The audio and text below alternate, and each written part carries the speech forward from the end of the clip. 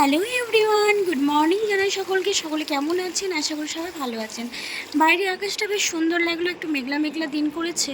আর এই মেঘলা মেঘলা দিনে জমিয়ে মাংস ভাত খেতে বেশ মজাই লাগে। তো চলুন আজকে ঘর ঝাড়ঝাঁটা, ঘর মোছা থেকে শুরু করে আমি সংসারে কী কী কাজ করতে ব্যস্ত থাকি দিনমান, সেটাই আপনাদের সাথে ভাগ করে নেব।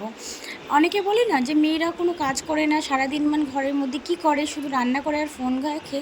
তো সেই সমস্ত মানুষদেরকে বলতে চাই, হ্যাঁ, আমরা ফোন দেখি, রিলস বানাই, আবার আমরা সংসারের কাজগুলো করি। আমাদের সংসারের কাজগুলো বাইরের লোক এসে করে দেয় না। তো দৈনন্দিন জীবনের একটা ছোট্ট পার্ট আপনাদের ভাগ করে নিলাম, কারণ আপনারা ভাবেন আমাদের কাজ কাম নেই, আমরা বসে বসে হয়তো রিলস বানাই। না, আমরা সবসময় রিলস বানাই না। আমরা রিলস বানানোর সাথে সাথে আমাদের সংসারটাকে সুন্দরভাবে গুছিয়ে রাখার কাজটা আমরাই করি। সেই দায়িত্বটা আমরা অন্য কাউকে দিই না। তো সেই সমস্ত জিনিস আপনাদের সামনে তুলে ধরলাম। আমাদের মতন অনেক মেয়েই আছে যারা ভিডিও বানায়, তাদেরকে নিয়ে মানুষের অনেক কৌতূহল যে এরা শুধু ভিডিও বানায়, তাহলে সংসারের কাজটা কখন করে। তো এই যে দেখতে পাচ্ছেন, সংসারের কাজটা আমরা কখন করি। আমাদের সকালটা শুরু হয় সংসারের কাজ দিয়ে, আর রাত্রের শেষটাও হয় সংসারের কাজ দিয়ে।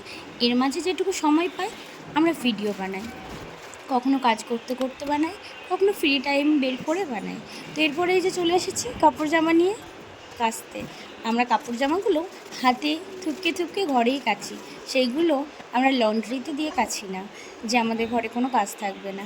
তো যাই হোক, কাচার পর আমি এগুলোকে ঘরেই মেলে দিলাম, কারণ বাইরে প্রচণ্ড মেঘ করে আছে, বৃষ্টি হতে পারে, বারবার যাওয়া আসা সম্ভব না।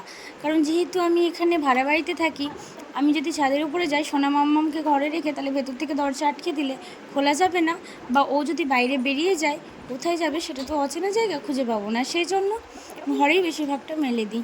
আর যখন ও ঘুমিয়ে থাকে তখন হয়তো ছাদে যাই, আজকে সেটা গেলাম না। তো মুখ টুক ধুয়ে নিই, ধুয়ে বিছানাটা তুলে নেব।